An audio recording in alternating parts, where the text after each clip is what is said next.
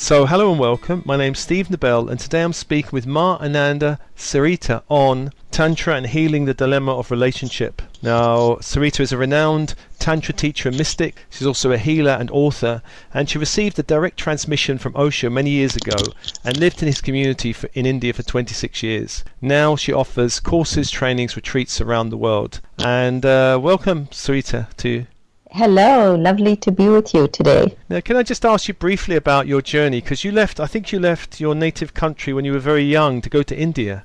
Yes, I was raised in California and I left my hometown when I was 15. And then I set out on a journey to find the essence of life. I hitchhiked through North America, then all through Europe, through the Middle East, and to India. And once I was in India, I came across the Vipassana meditation path through Goenka. And I did a retreat with him in Bodh Gaya. Then I was going to Mumbai to do a month-long retreat.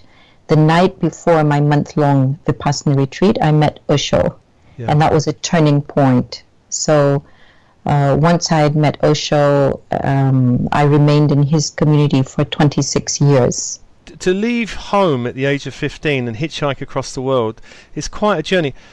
How did you feel about that? Was it an exciting adventure? Were you kind of nervous? Or? It was somewhere between heaven and hell, with a lot of hell. Oh. The thing is, I was a very, very thirsty seeker, and I felt like there's nothing more important than finding the essence of life. So I simply had a clear direction in that regards, and I determined that I will just continue traveling the world till I find it, that there must be a possibility of finding that. And so I took many risks, of course, in doing that. But I came from a poor family, so I couldn't travel in a luxury style, but nothing would dissuade me that journey has to be taken. So I just said, okay, if I can't take a car, I can't take a train, I can't take a bus or an airplane, I have my thumb. Yeah. And the thumb worked, and I made it all the way to India. Incredible. That is an amazing journey. So can I ask you just briefly, what was your experience of Osho in those early days? Very charismatic, very compassionate, very loving, very, very powerful. And actually, he really exhibited the power of the divine masculine, like super powerful energy, and at the same time the tenderness and love of the divine feminine, a balance between masculine and feminine. Wow, and I guess you must have been present at a lot of his talks in those early days in Pune. Yes, I was present for just probably hundreds or thousands of talks, I don't know. I was just there for 26 years. Amazing, amazing. So I think Osho was really responsible for reintroducing Tantra, particularly to the West. I guess that's right. And what is Tantra, and what's your experience of it from those early days? The thing is, when I started seeing Osho in those early days, he would give me some meditation to practice. Then I would do that on my own and then come back to him and report how it was going. And then he would comment, or he would give me a new method to practice. And it was only later on I found out those were Tantra methods. And when I came to him, the first evening I met him, he was giving a discourse on the Vigyan Bhairav Tantra. And the sutra he was commenting on is very, very beautiful. It's, while engaged in sexual union, stay attentive on the fire in the beginning, and so continuing, avoid the embers in the end. And he spoke on that for 1.5 hours. Blew my mind completely that this vision of sexuality is possible, the tantric vision. And basically from that point on, I was really immersed into the Tantra path. Now, of course, in the West, there's been lots of shifts in relationships and gender identity and roles and everything. The stereotypical role of the 1950s woman cleaning the pots and the guy going out to work for his 9 to 5 is kind of broken down a little bit. Of course, it's still there in the background. But how have relationships shifted? What are the kind of challenges, and how is Tantra really helping? the thing is that there's so much potential in Tantra to help relationship, and as yet it's not really being explored adequately, I would say, in the Tantra world. Yeah. Like years ago, I introduced a course which is called the Soulmate Training for Lovers. So it's basically the spiritual path for lovers. It's in 7 levels, and couples come and they go on that journey. It takes about 3.5 years, and then they can go on to more advanced levels also if they feel like it. This is a really radical, and I call it the journey of a lifetime. It's just completely life transforming. It's so beautiful, and it reflects what I've experienced in terms of practicing Tantra as a spiritual path, whether alone or with a lover. But this particular training focuses on being with a lover. But a lot of people are not aware that Tantra holds the potential to help you go deeper and to use the Tantra meditations as a spiritual path. So there's a kind of misconception that Tantra is all about licentiousness, and yes, we can have free sex and we can have orgies and we can have play parties, and that's Tantra. So a lot of people have this kind of idea, not realizing that Tantra is rooted in the practice of meditation. And, the way that I'm witnessing how society is changing, and of course, anytime society goes through changes, there will be growing pains as people evolve. And I was raised during the 60s, so I saw the sexual revolution taking place, and then, of course, became part of that sexual revolution. And so, and I experienced a lot of different ways of relationship, because Osho was very free in terms of giving people space to explore whatever they needed to explore, always within the context of meditation.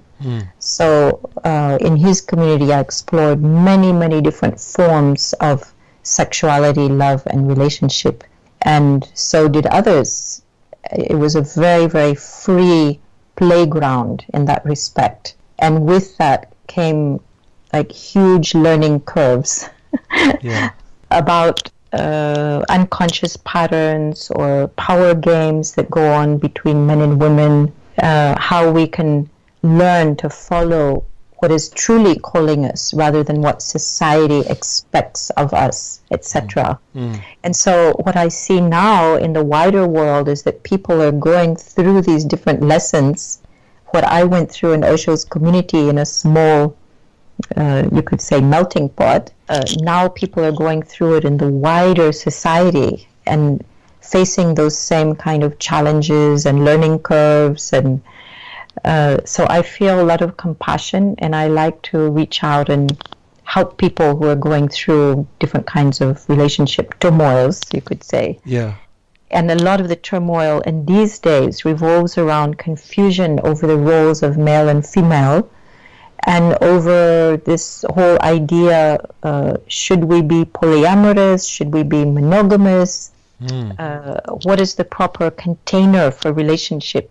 And people are searching for that. And the answer has not yet been found. So sometimes I write blogs about these issues, and I wrote one about the dilemma of relationship and how to heal the dilemmas that come up in relationship. So we're talking about that subject today.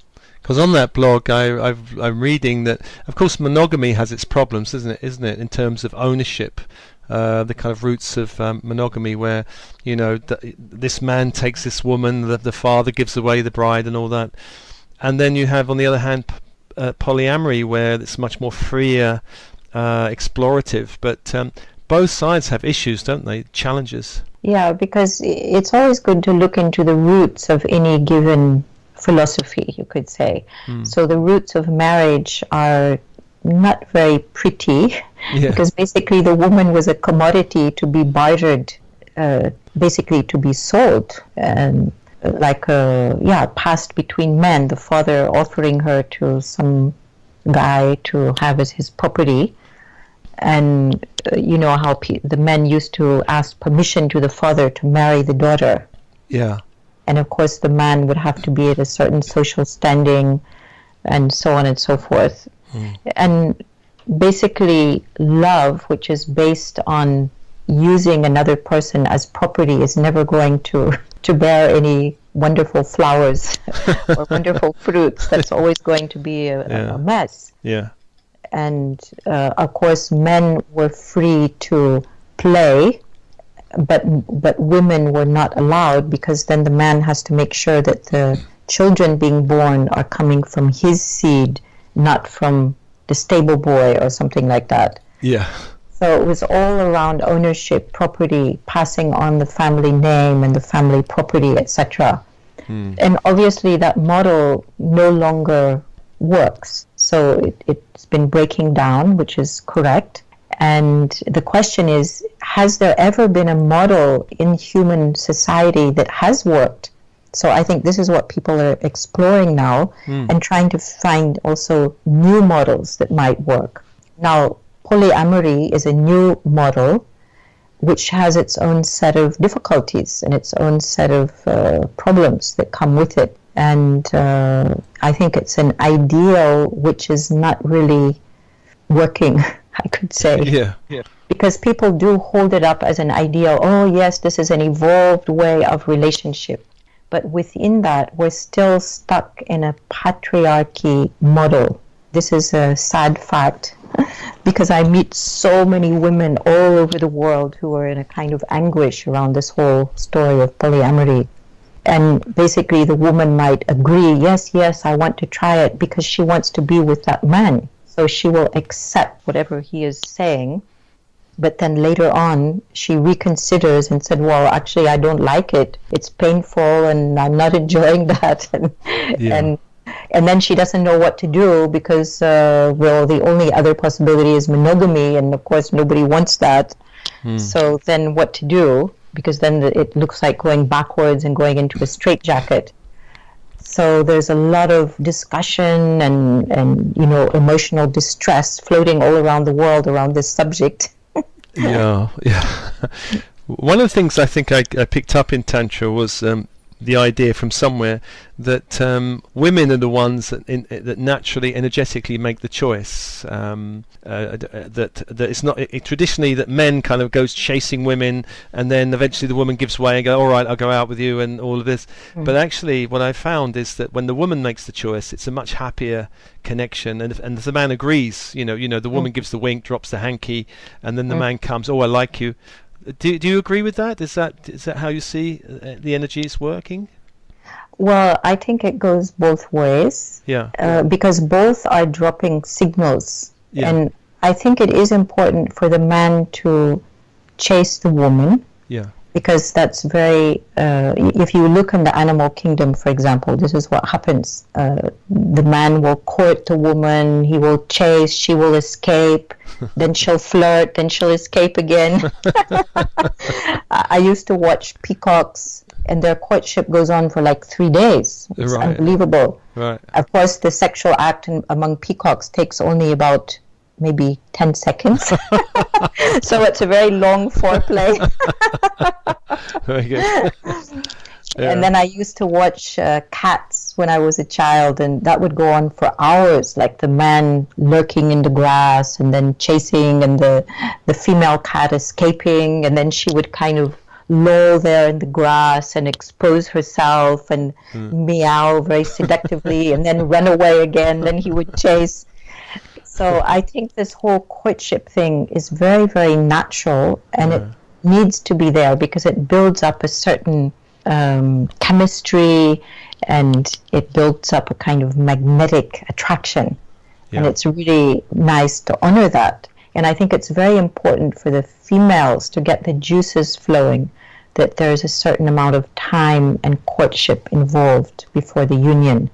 Yeah. So I think this whole thing of just going on the phone and choosing somebody and going for a quick fuck is not really not helpful. serving the feminine. Maybe men believe that they are satisfied, but I don't believe that's really true either. No. Certainly for women it's detrimental. I mean, it sounds good in the modern age. You see a load of photos, you can swipe left or right and all that kind of thing, but ultimately it's better to meet the person, have a feel, the chemistry, and there are all kind of levels to relationship, aren't there? Can the person talk? What are they like? What's the chemistry like? But, the chemistry is super important.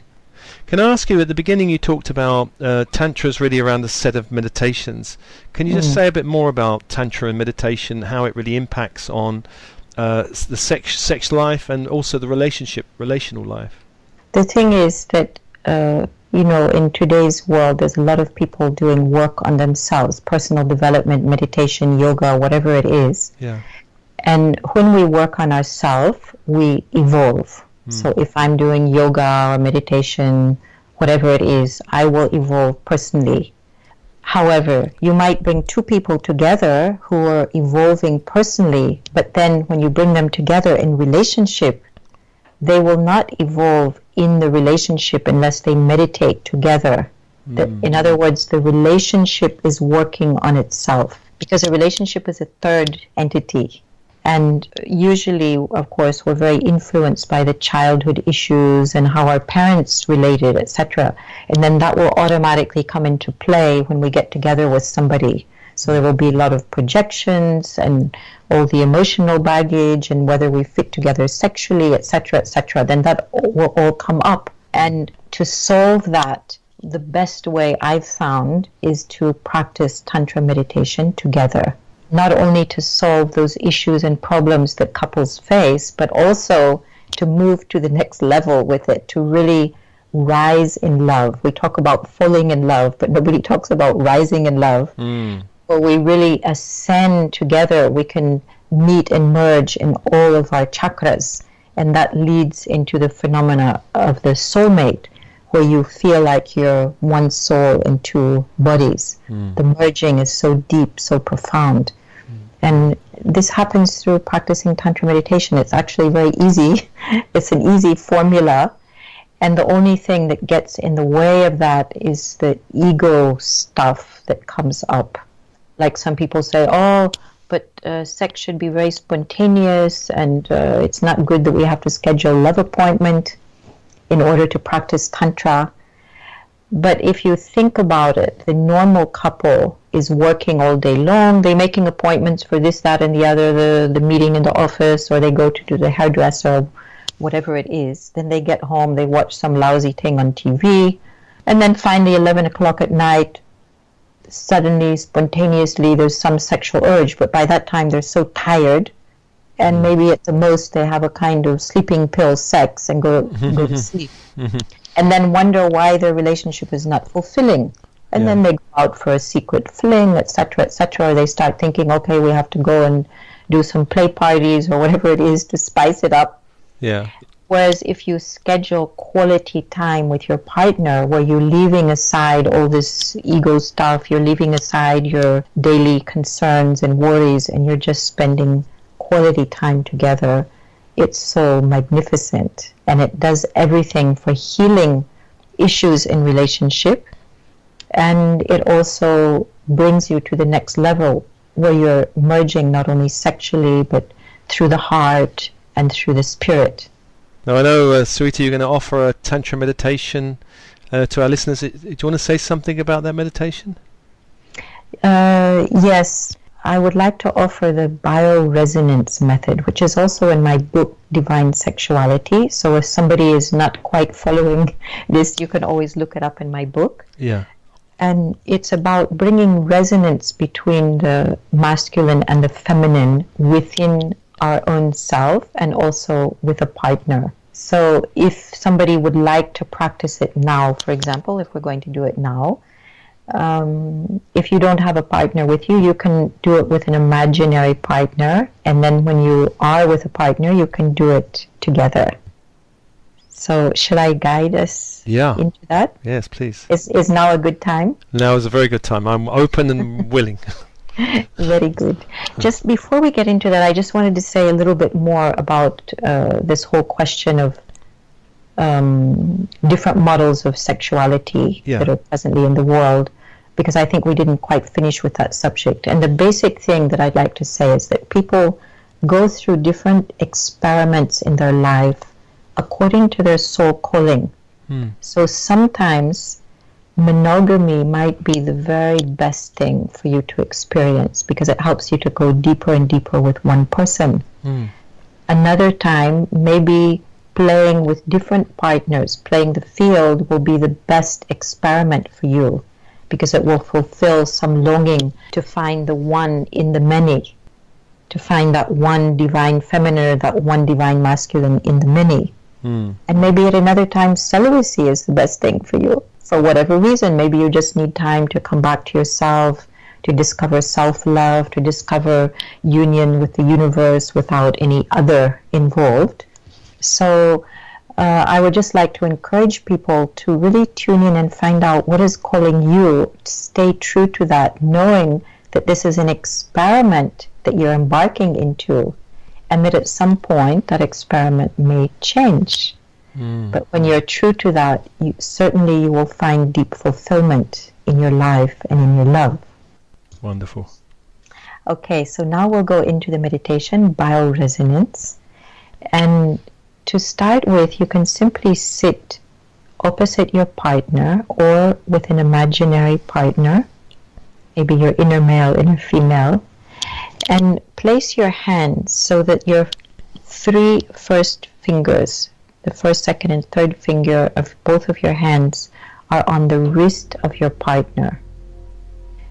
And you're simply breathing together. You don't have to try and breathe with the partner, but just breathe softly and naturally. And this position by itself will bring a harmonious resonance with your own inner male, inner female, and with the male or inner female of your partner. So you just allow that resonance to happen. And we do this phase for approximately 5 minutes. Now I'm going to take a shorter time, just because we're on air, so we're not going to just hang out there for 5 minutes, but just so you can get a taste of that. Just taking a few moments.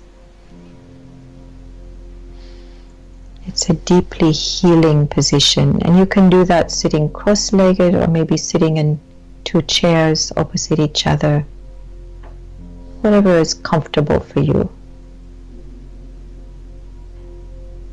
And now as we move on to the next phase, you can take the middle finger of your right hand and you will be placing it on the heart chakra of your partner.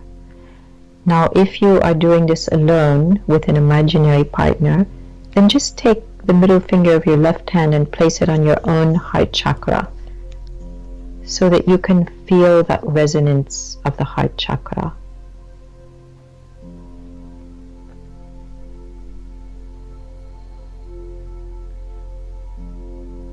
And then we're shifting and moving to the third eye center. So the same middle finger of the right hand goes to the third eye center in between the eyebrows of your partner.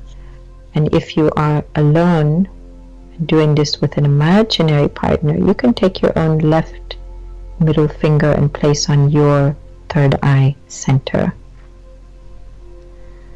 And just breathing into that resonance of your intuitive nature.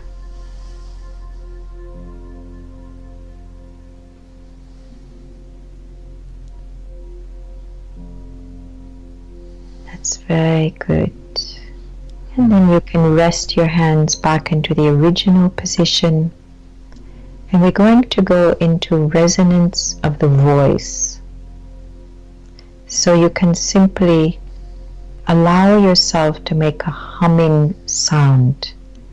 And if you are with a partner, this humming sound gradually will come into resonance together. When we do humming sound, it awakens the crown chakra, and it also simultaneously opens the whole central channel. So I'm just going to hum that you can feel that sound, hear that sound.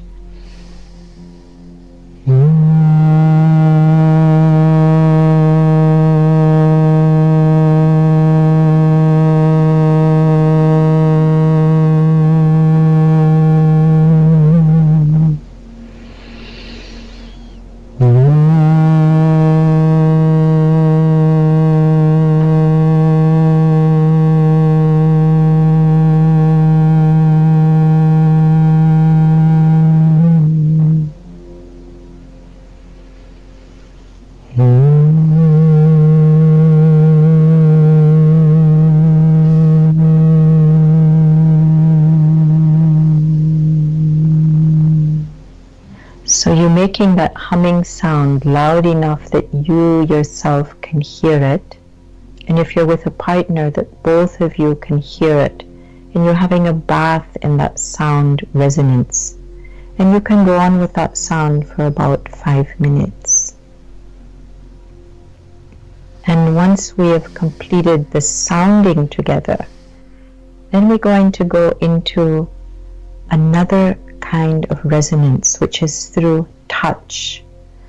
So one partner is just sitting with eyes closed, and the other partner will reach out and just begin touching like a blessing on the crown chakra, and then all the way down the body, wherever you can reach.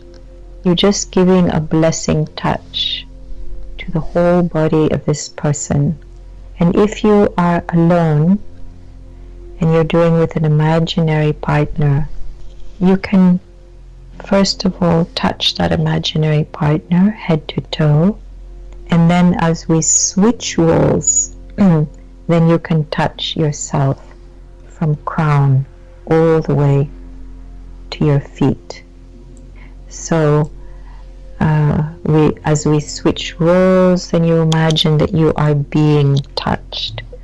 And when we do it with a partner, normally we touch from head to toe the whole physical body, and then we touch the aura, the auric field around the body.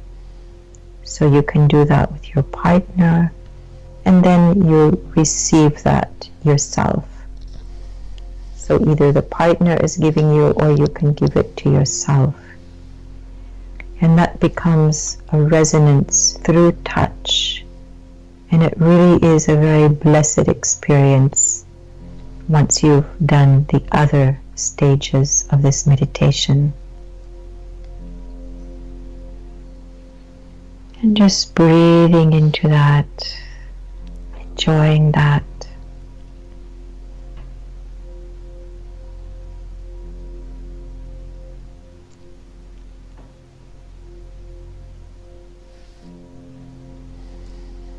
And then we're shifting, and usually that would also take about 5 minutes. Then we're shifting to the next phase, where we're going to do circular breathing. So if you are with a partner, you can come into the Yab-Yum position. That means the woman sitting in the man's lap. If you are in a same-sex partnership, you can just decide who will sit in whose lap, that's fine. And if you are doing this on your own, you can just imagine this Yab-Yum position. And then we go into circular breathing, where if you are in a male body, you would be breathing out from your sex center. If you're in a female body, you're breathing in through your sex center, bringing that breath up to the heart, breathing out from the heart chakra. If you're in a female body, breathing into the heart chakra if you are in a male body. So you're passing the breath between male and female positive polarities. The male is outgoing in the sex center, the woman is receptive. Woman is outgoing in the heart chakra, man is receptive. So you're really igniting that polarity, that magnetic attraction between the masculine and the feminine as you do this circular breathing. And we do that about 10 times. Long in-breath, long out-breath.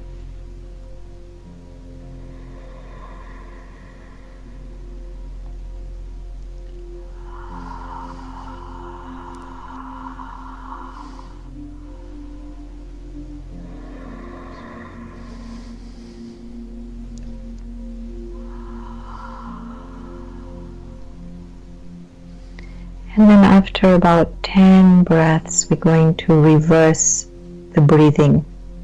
And that is to awaken the inner male, inner female. which brings a harmonious union within yourself and also with another.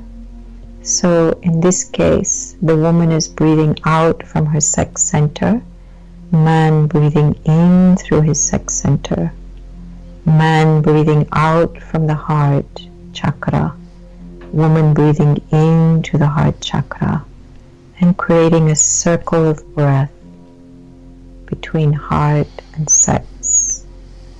And again, about 10 times.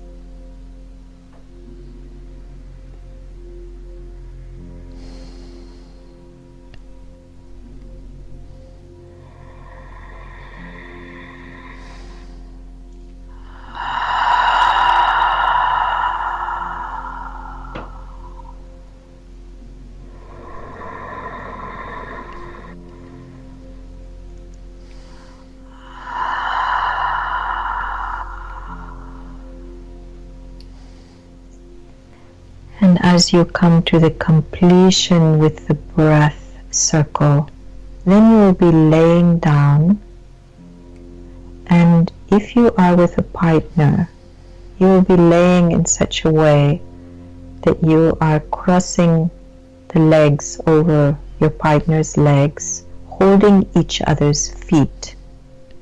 And this actually makes a Star of David yantra or Shiva Shakti yantra, where the base, the feet of the woman form the base of one triangle, her head forms the tip of one triangle.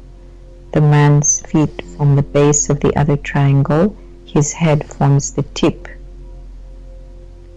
And in the middle is the bindu, this black spot that represents infinity, the transcendental field.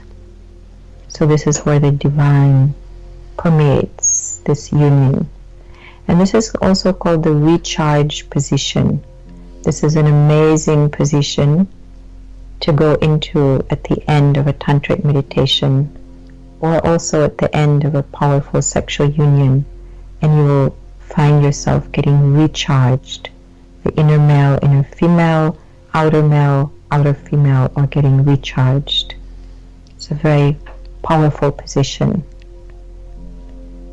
And by the way, if you're having holidays sometime, you can even try floating in the sea in this position with a partner. This is mind-blowing. And usually we would lay in this position at least for 5 minutes. And this meditation can be lengthened or shrunk according to how much time you have. Usually maximum it would last would be 1 hour, and minimum about half an hour. So we've done it here in a condensed, shortened form, just so you could have a little taster of that. And of course, if you're doing it with a partner, when you come to the phase where you are in Yabhyum and doing that circular breathing, you have the option to do that in sexual union, and that's very, very special. So that gives you a nice taste of a tantric meditation in the couple.